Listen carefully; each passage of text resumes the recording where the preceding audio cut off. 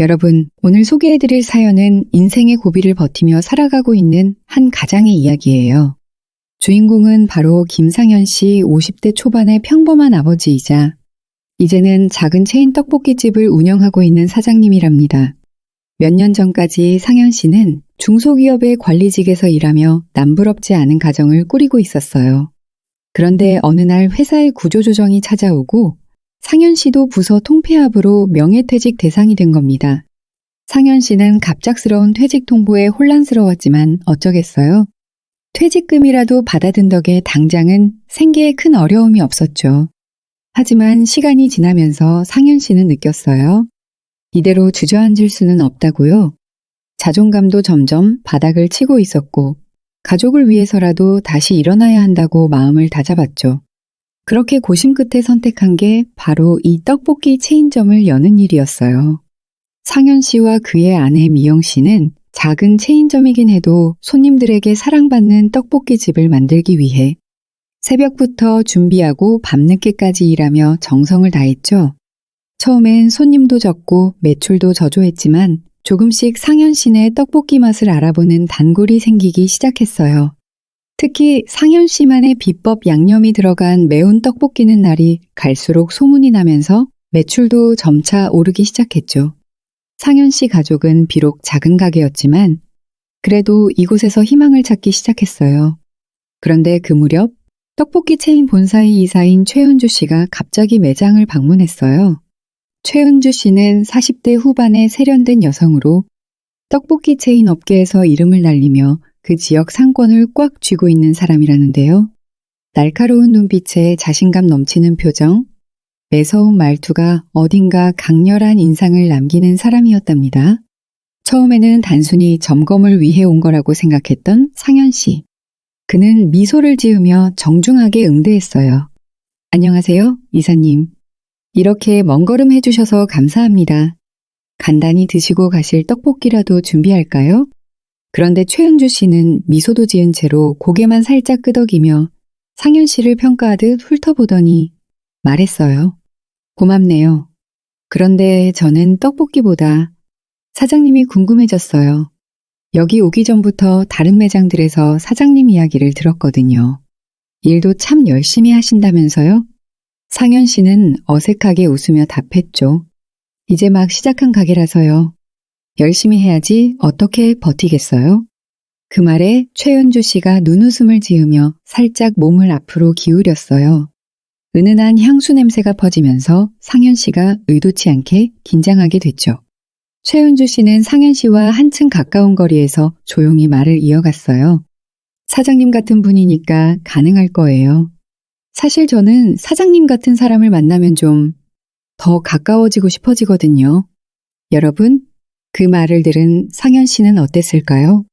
갑자기 훅 들어오는 그녀의 말에 상현 씨는 얼굴이 굳어졌어요. 뭔가 의도가 깔린 것 같은 미묘한 말투였거든요. 순간 가게 안은 정막이 흘렀고 상현 씨는 당황스러웠지만 최은주 씨가 한 발 더 다가서며 이렇게 말했어요. 사장님, 잘 생각해 보세요. 제가 돕기 시작하면 이 작은 떡볶이집 말고도 더 큰 성공을 함께 할 수도 있을 텐데 왜 혼자 고생하세요? 여기까지 말했을 때는 이미 상현 씨에게 손을 살짝 얹었답니다. 상현 씨는 이 말과 행동이 그저 사업적인 얘기를 넘어선다는 걸 깨달았죠. 가족을 위해 지켜온 가게에서 이런 말을 듣는 게 어찌나 불쾌하고 불편하던지 상현 씨는 차가운 목소리로 말했어요. 저는 그냥 가족과 가게만 잘 지키고 싶습니다. 이사님 말씀은 감사하지만 그런 생각은 없습니다. 그 말을 듣자 최은주 씨의 얼굴이 굳어졌어요. 어색한 침묵이 가게를 휘감았고 그녀는 눈빛을 더 차갑게 바꾸며 상현 씨를 노려보더니 쓴웃음을 지으며 천천히 입을 열었답니다. 그래요? 혼자서 얼마나 할 수 있나 한번 보죠. 여러분, 이게 끝이 아니었답니다. 이때부터 최은주 씨는 상현 씨를 괴롭히기로 마음먹었어요. 처음엔 그냥 살짝 짓궂게 군다고 생각했지만 이게 그저 해프닝으로 끝나지 않을 일이 되어버렸죠. 상현 씨가 최은주의 유혹을 단호히 거절한 바로 그 다음 날부터 가게 운영에 이상한 일이 벌어지기 시작했어요. 본사에서 하루아침에 새로운 지시가 내려온 겁니다. 신제품 홍보를 위해 매장 전면에 포스터를 부착하라. 는 지시였어요. 상현 씨는 의아했죠.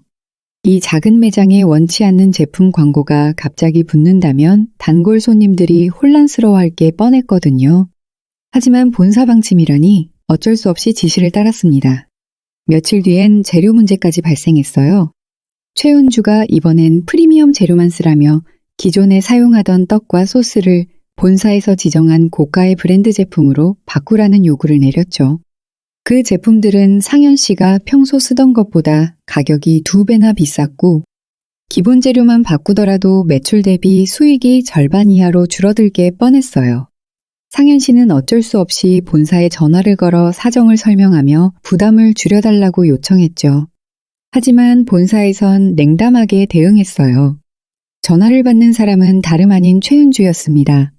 최은주는 차가운 목소리로 쏘아붙였죠. 김 사장님, 그 정도도 감당 못하면 체인 운영하시기 어렵지 않겠어요? 상현 씨는 순간 할 말을 잃었습니다. 최은주가 그저 무리한 요구를 할 뿐 아니라 아예 자신을 골탕 먹이려는 의도를 드러내고 있다는 걸 직감했죠. 예전 그 유혹을 거절한 후로 이 모든 압박이 본사 방침을 빙자한 복수라는 생각이 머릿속을 떠나지 않았습니다. 그리고 얼마 지나지 않아 상현 씨는 또 다른 청천벽력 같은 지시를 받게 됩니다. 이번엔 본사에서 매출 목표를 설정하겠다며 한 달에 반드시 일정 매출을 달성해야 한다는 통보였어요. 최은주는 매출이 목표에 미달할 경우 차액을 페널티로 본사에 납부해야 한다고 일방적으로 선언했죠. 그 목표는 현실적으로는 도저히 달성하기 어려울 만큼 높은 금액이었어요. 분명히 상현 씨가 못 맞출 걸 알면서도 일부러 설정한 듯한 느낌이었습니다. 상현 씨는 망연자실했어요. 이제 겨우 자리를 잡아가던 떡볶이집이 본사의 과도한 요구와 페널티 부담으로 인해 운영이 더 어려워지게 된 거죠. 매달 오르지도 않는 매출에 부담까지 더해져 수익은 갈수록 줄어들었고 생계를 이어가기에도 빠듯한 상황이 돼버렸어요. 최은주가 이토록 무리하게 압박하는 이유가 단순한 방침이 아니라는 걸 깨달으면서도 상현 씨는 당장 어찌할 도리가 없었습니다. 미영아, 이러다 우리 가게 접어야 할지도 몰라. 아내 미영 씨는 남편의 심각한 표정을 보며 가슴이 철렁 내려앉았어요. 그녀는 힘든 내색을 하지 않으려 애썼지만 남편의 어깨가 점점 축 처져가는 걸 보니 그게 마음처럼 쉽지 않았죠. 남편과 나눈 고된 하루 이야기에 지친 미영 씨는 상현 씨에게 본사에 다시 강하게 항의해보라고 조언했지만 상현 씨는 가족에게 부담을 주고 싶지 않아 말없이 이를 악물었습니다. 하루하루 버티던 상현 씨에게 마지막으로 찾아온 건 또 다른 본사의 지시였습니다. 이번엔 본사가 주관하는 본사평가에서 떡볶이집 순위를 공개하겠다며 성과가 저조한 매장에 추가로 과태료를 물리겠다는 내용이었죠. 본사의 까다로운 기준을 충족하지 못하면 매장 평판에도 금이 가게 되어 이제는 불이익만큼이나 떡볶이집 자체에 대한 상현 씨의 자존심도 위협받는 상황이었어요. 이 모든 지시가 마치 계획된 폭격처럼 쏟아지자 상현 씨는 더 이상 견디기 힘들다는 생각이 들기 시작했어요. 최은주가 어떤 의도를 가지고 있는지 이제는 명확해졌습니다. 그녀는 자신이 직접 점주들을 통제하고 자신에게 무릎 꿇지 않는 상현 씨에게 교훈을 주려는 듯 보였죠. 상현 씨는 속이 터져나갈 것 같았지만 아직 복수의 방법도 계획도 없었습니다. 그저 최은주의 가혹한 갑질과 부당한 요구를 묵묵히 감당하며 점점 지쳐가는 가족들을 보며 무력함에 빠져들 뿐이었죠. 시간이 지나면서 본사의 압박은 더 거세졌고 떡볶이집 매출은 갈수록 줄어들기 시작했어요. 상현 씨는 점점 더 오래 가게에 머무르며 하루하루 버티는 삶을 살게 됐죠. 본사의 강제적인 재료 변경과 터무니없는 매출 목표는 매달 상현 씨의 수익을 갉아먹었어요. 하지만 이건 시작에 불과했습니다. 최은주는 본사의 또 다른 정책이라며 프리미엄 메뉴라는 걸 출시하도록 강요했어요. 비싼 재료를 써서 떡볶이의 가격을 높이라는 것이었죠.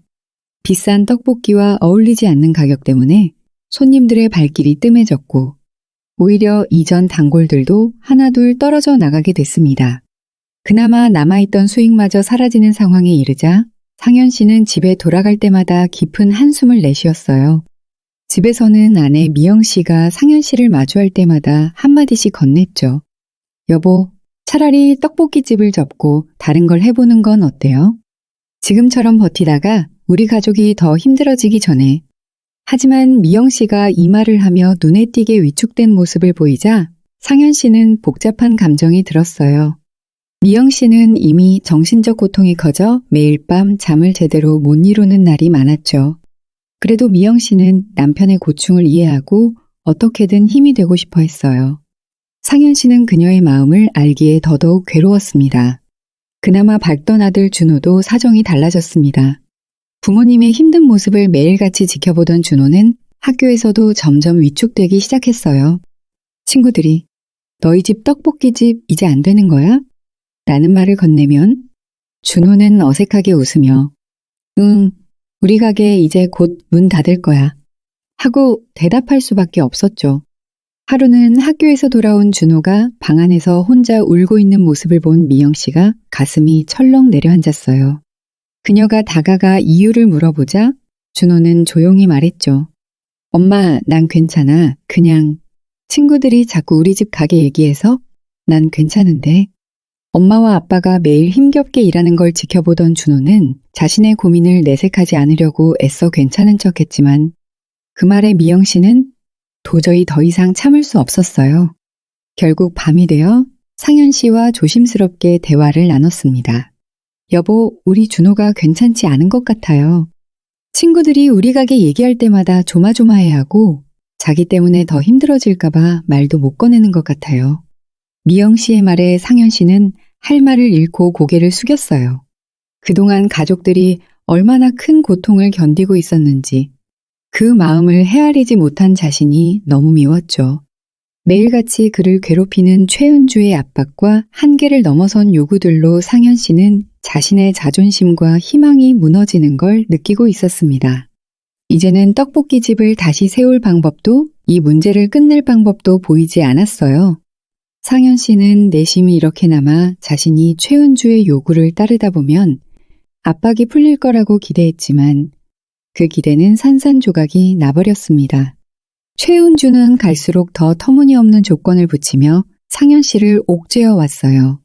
무리한 요구를 거부하면 벌금과 페널티가 부과됐고 억지로 수익률을 맞추기 위해 상현 씨는 밤늦게까지 떡볶이 재료를 손질하며 하루하루를 버텨냈죠. 하지만 이대로는 안 된다는 생각이 갈수록 깊어졌어요. 가족들, 특히 준호의 힘없는 얼굴을 볼 때마다 분노와 슬픔이 뒤엉켜 복잡한 감정에 휩싸였습니다. 어쩌다 우리가 이렇게까지 됐나? 하는 자책이 머릿속을 떠나지 않았고 그 원인이 모두 최은주에게 있다는 생각이 들 때마다 그의 마음은 복잡해졌습니다. 그날 밤 상현 씨는 잠든 가족들 옆에서 홀로 중얼거렸습니다. 이대로 두면 우리 가족이 무너지고 말 거야. 이제 더 이상 참을 수 없어. 뭔가 방법을 찾아야 해. 이렇게 최은주에 대한 분노가 상현 씨의 마음속에 단단히 자리 잡기 시작했어요. 최은주와의 갈등이 시작된 후 상현 씨의 떡볶이집은 정말 눈에 띄게 힘들어지기 시작했어요. 고가의 재료를 써야 한다는 본사 방침과 비현실적인 매출 목표, 그리고 늘어만 가는 페널티로 인해 매달 적자가 쌓여갔죠. 그야말로 버티기 어려운 상황이었어요. 최은주는 본사 방침을 핑계로 점점 더 무리한 요구를 해왔고 상현 씨는 불안과 스트레스 속에서 어떻게든 버텨내고 있었죠. 그러나 상현 씨가 버티는 동안 아내와 아들 준호까지 점점 지쳐가는 모습을 보며 그는 어쩔 수 없는 선택을 해야 할 순간이 다가왔음을 느꼈습니다. 그날도 최은주에게서 연락이 왔어요. 내용은 다름 아닌 본사 미팅 후에 식사나 같이 하자는 것이었죠. 상현 씨는 처음엔 그 연락을 무시하고 싶었지만 곧 떡볶이집에 대한 새로운 페널티와 조건들이 추가될지 모른다는 두려움이 엄습해왔어요. 가족을 위해 지금 이 상황을 벗어나기 위해 어쩔 수 없이 그녀의 초대를 받아들이기로 마음먹었습니다. 미팅이 끝난 저녁 최은주는 근사한 레스토랑에서 상현 씨를 기다리고 있었어요. 상현 씨는 어색한 마음으로 그녀를 마주했습니다. 최은주는 자신이 사는 세상과는 다른 종류의 옷차림을 하고 있었죠. 화려한 옷을 입고 사람들에게 둘러싸여 자신감 넘치는 웃음을 지으며 와인을 홀짝이는 최은주의 모습은 여유롭고 풍요로웠지만 상현 씨에게는 그저 불편함을 더할 뿐이었어요. 식사 내내 최은주는 본사 정책에 대해 이야기하며 은근슬쩍 상현 씨에게 친밀한 제스처를 취했습니다.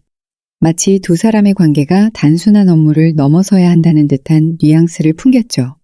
상현 씨가 떨떠름한 표정으로 가만히 있자 최은주는 테이블 너머로 상현 씨의 손등을 슬며시 잡으며 낮은 목소리로 속삭였어요. 상현 씨, 가족을 위해 사는 것도 중요하겠지만 가끔은 자기 자신을 위해 살 필요도 있지 않아요? 상현 씨는 그 말에 마음이 무거워졌습니다. 지금껏 자신이 가족을 위해서 살아왔다고 생각했지만 이제는 그 가족을 위해 자신이 원하지 않는 선택을 해야 한다는 사실이 비통했죠.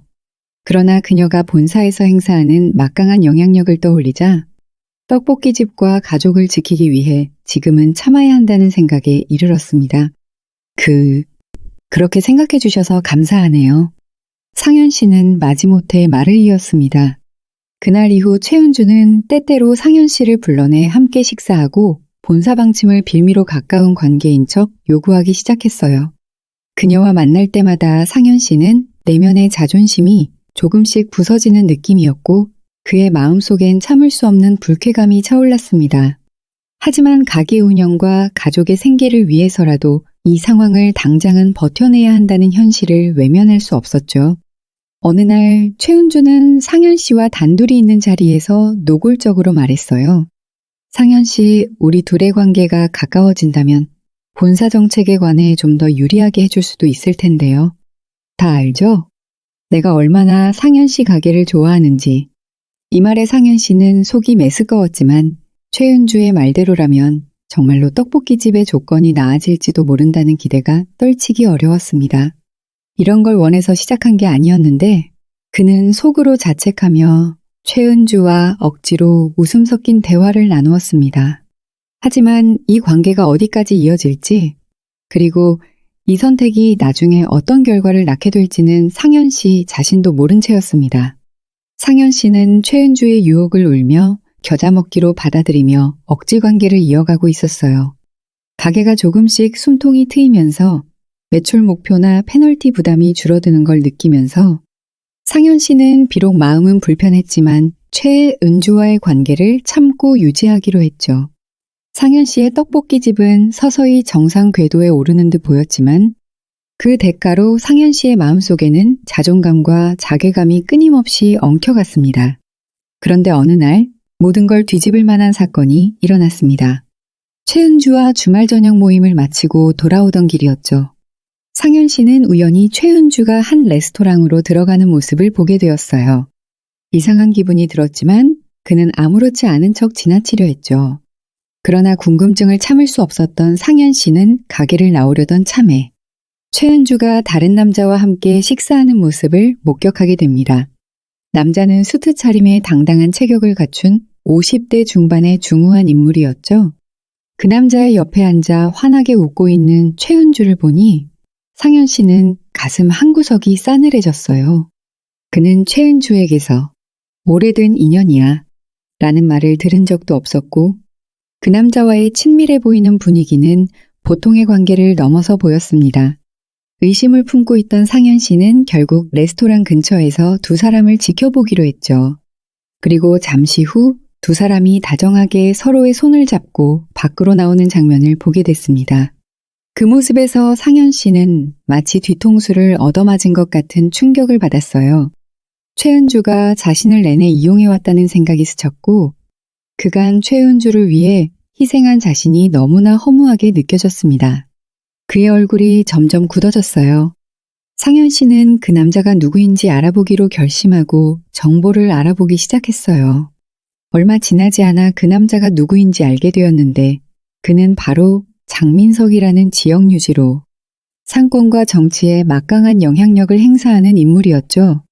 장민석은 여러 사업체와 연계되어 있는 권력자이자 지역 사람들에게 널리 알려진 유력자였습니다. 두 사람의 관계가 오래되었고 사업적 이해관계를 넘어서 사적인 관계까지 이어져 있다는 소문까지 듣게 되었죠. 그렇다면 내가 지금껏 본사와 최은주 때문에 고생했던 것도 다 이 사람과 연관된 일인가? 라는 생각이 상현 씨의 머릿속을 복잡하게 만들었습니다. 자신이 최은주의 한낱 장난감에 불과했다는 배신감, 그리고 그들이 손을 잡고 지역 상권을 마음대로 주무르며 수익을 챙기고 있다는 사실에 상현 씨의 분노는 극에 달했어요. 더 이상 참을 수 없다는 생각이 들었죠. 그동안 최은주와의 억지스러운 관계를 감내해왔던 상현 씨는 이제 자신의 희생이 무의미한 짓이었다는 걸 깨닫게 되었습니다. 그날 밤 상현 씨는 홀로 떡볶이집에 남아 생각에 잠겼어요. 최은주에게 복수를 해야 한다는 생각이 머릿속에서 떠나지 않았죠. 그러나 홀로 이 둘과 맞서기에는 한계가 분명했습니다. 도움을 줄 사람이 필요했어요. 다음 날 상현 씨는 최은주의 비서로 일하며 항상 주변에서 그녀의 지시를 받던 이지수에게 시선을 돌리게 됐습니다. 다음 날 상현 씨는 의도적으로 떡볶이집 근처를 지나던 최은주의 비서 이지수에게 말을 걸었습니다. 항상 최은주의 뒤에서 무표정하게 서 있는 그녀를 몇 번 본 적 있었고 평소 업무에 치여 힘들어하는 모습도 종종 눈에 띄었기 때문이죠.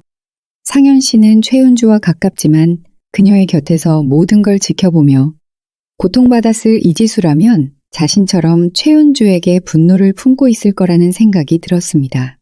안녕하세요. 이지수 씨. 혹시 잠시 이야기할 수 있을까요? 갑작스러운 상현 씨의 인사에 이지수는 놀란 듯이 잠깐 머뭇거렸지만 그는 묵묵히 고개를 끄덕이며 한적한 카페로 자리를 옮겼습니다. 차 한 잔이 놓인 자리에서 두 사람은 처음으로 마음을 털어놓기 시작했어요. 이지수는 최은주가 본사 직원들뿐만 아니라 자신의 비서들까지도 지속적으로 압박하고 괴롭혀왔다는 사실을 어렵게 꺼냈습니다. 그녀 역시 최은주의 요구에 따라 장민석과의 불법적인 거래 문서들을 관리하고 필요한 정보를 은밀히 유통하는 역할을 맡고 있었던 거죠. 그녀는 한숨을 내쉬며 상현 씨에게 속마음을 털어놓았습니다. 저도 최 이사님 때문에 정말 힘들어요. 매일 그녀가 무슨 요구를 할지 몰라 불안하고 제 일이라기보다는 그 사람의 허락 없이 숨도 쉴 수 없는 기분이랄까요? 상현 씨는 고개를 끄덕이며 공감 어린 눈빛으로 이지수를 바라봤습니다. 그 역시 최은주로 인해 자신이 겪어온 수많은 고통을 떠올리며 이지수에게 이제야 제대로 된 동지를 만난 기분이 들었죠. 저 역시 비슷합니다. 제 떡볶이집과 가족까지 그녀의 소나귀에서 고통받고 있죠. 그런데 제가 알아보니 최 이사님이 지역 유지 장민석 씨와 부적절한 관계에 얽혀 있더군요. 이지수는 상현 씨의 말을 듣고 잠시 놀란 표정을 지었지만 이내 고개를 끄덕이며 말했어요. 맞아요. 저도 그 사실을 알고 있어요. 그런데 그걸 알면서도 이 관계에서 벗어나기가 쉽지 않아요. 최 이사님은 본사 내에서 막강한 힘을 쥐고 있어서 누구도 그녀에게 함부로 말할 수 없거든요. 이지수는 상현 씨와 함께 최은주와 장민석의 모든 부정행위를 폭로하고 그들이 쌓아올린 부당한 권력을 무너뜨리겠다고 다짐했습니다. 두 사람은 결심한 후 서로의 경험과 정보를 나누며 치밀하게 계획을 세우기 시작했죠. 우선 이지수는 그동안 최은주의 지시에 따라 관리해왔던 문서들을 은밀히 수집하기로 했어요. 장민석과의 거래 내역, 회사 자금을 사적으로 유용한 증거, 그리고 최은주의 내부 비밀 자료까지 모두 폭로를 위한 중요한 열쇠가 될 자료들이었죠. 상현 씨는 이 증거들을 바탕으로 언론에 폭로하는 방법을 모색하며 본격적으로 실행 계획을 짜기 시작했습니다. 우린 이제 같은 배를 탔어요, 이지수 씨. 상현 씨는 담담하게 말했습니다. 최 이사와 장민석 씨가 쌓아올린 부당한 권력, 우리가 끝장내는 겁니다.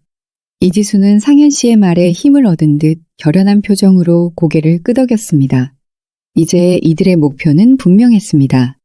그동안 고통받은 모든 것을 되돌려줄 방법을 찾고 두 사람은 최은주와 장민석이 감추려 했던 추악한 비밀을 세상에 드러내기 위해 협력하기로 한 거죠. 이제 상현 씨와 이지수의 치밀한 복수극이 시작되려 합니다. 상현 씨와 이지수는 최은주와 장민석의 부당한 행태를 폭로하기 위해 치밀한 계획을 세우기 시작했습니다. 상현 씨는 오랫동안 참아왔던 분노를 이제 행동으로 옮길 때가 됐다고 생각하며 두 사람은 철저히 계획을 짜기로 했죠. 이제 그들의 목표는 하나였습니다. 최은주와 장민석이 가진 모든 권력과 지위를 송두리째 무너뜨리는 것이었어요.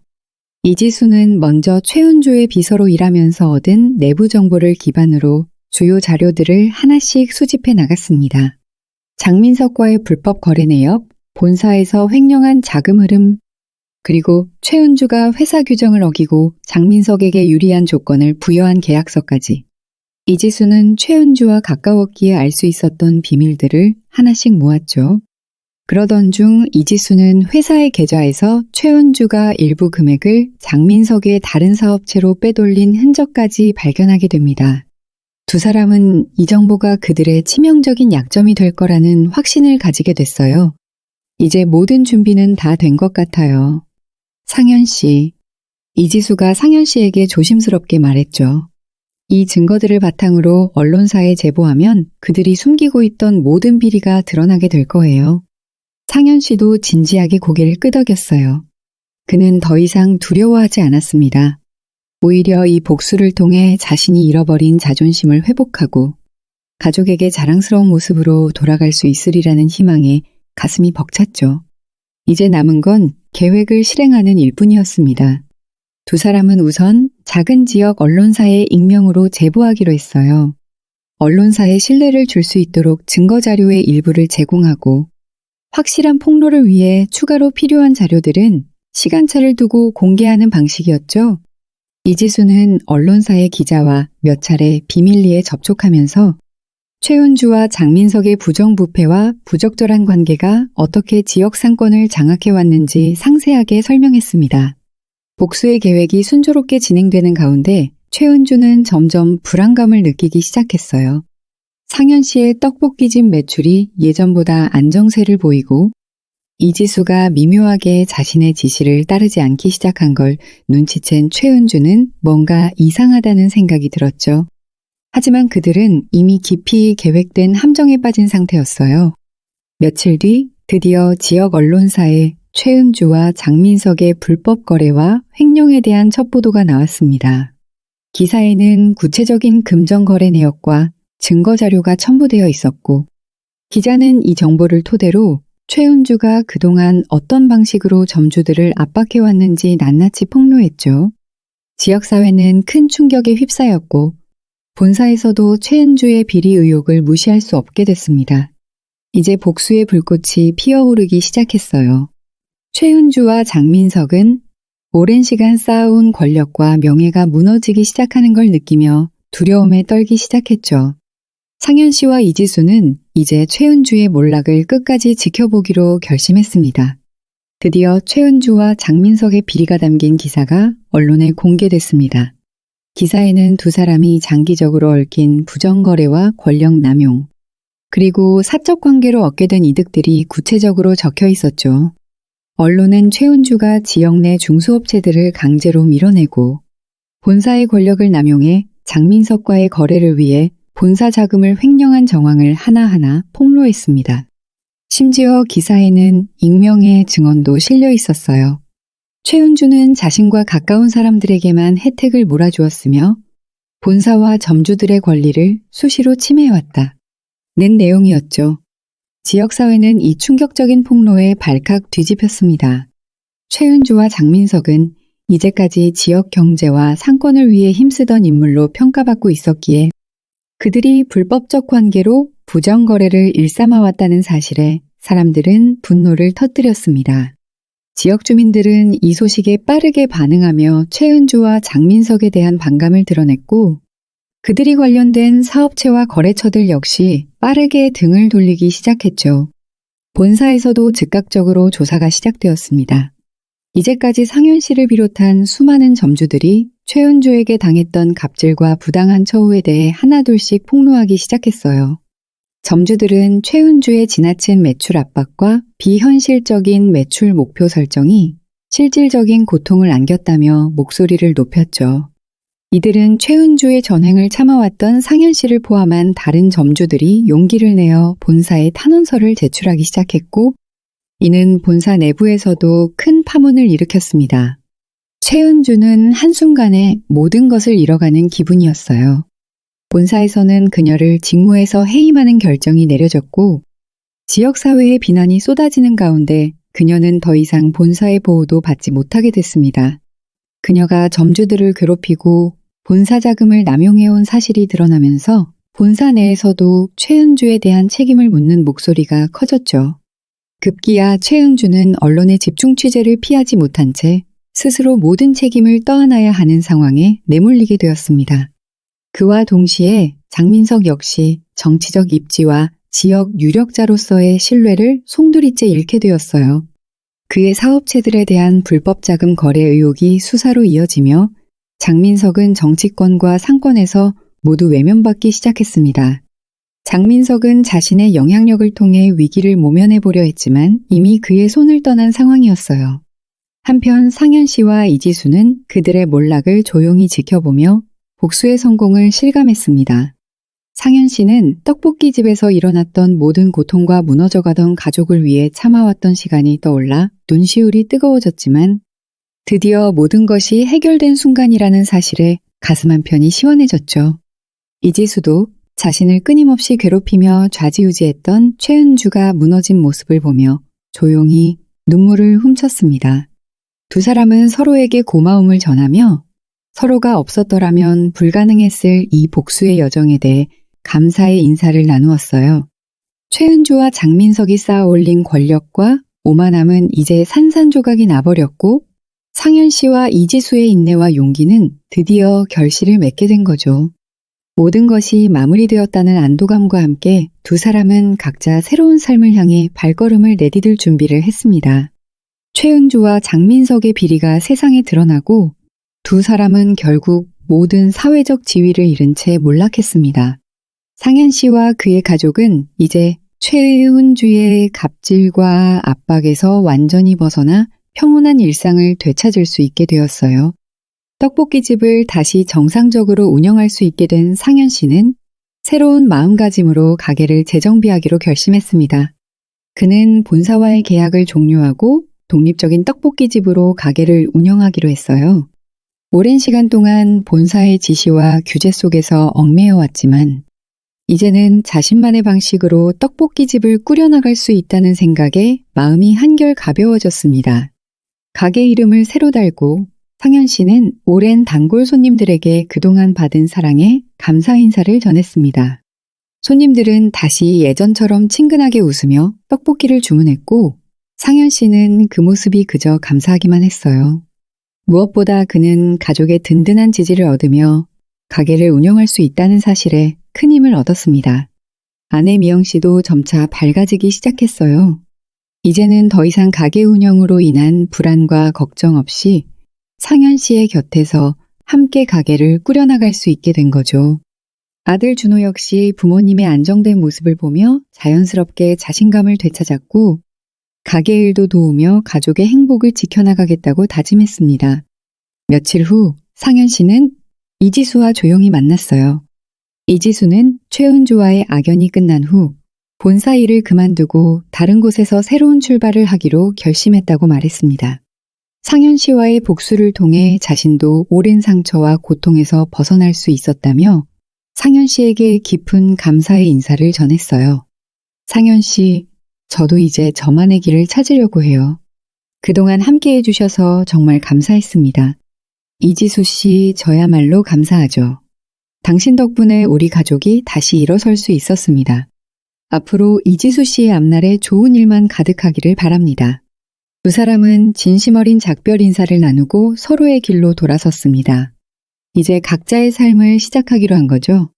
시간이 흐르고 상현 씨의 떡볶이집은 동네에서 사랑받는 작은 명소로 자리 잡았습니다. 상현 씨는 가족과 함께 하루하루를 살아가며 비로소 자신의 자리에서 행복을 느끼기 시작했어요.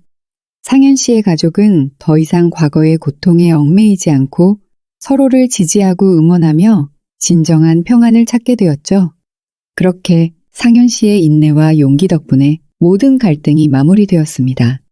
그는 이제 한결 가벼운 마음으로 가족과 함께 새로운 삶을 걸어가고 있었습니다.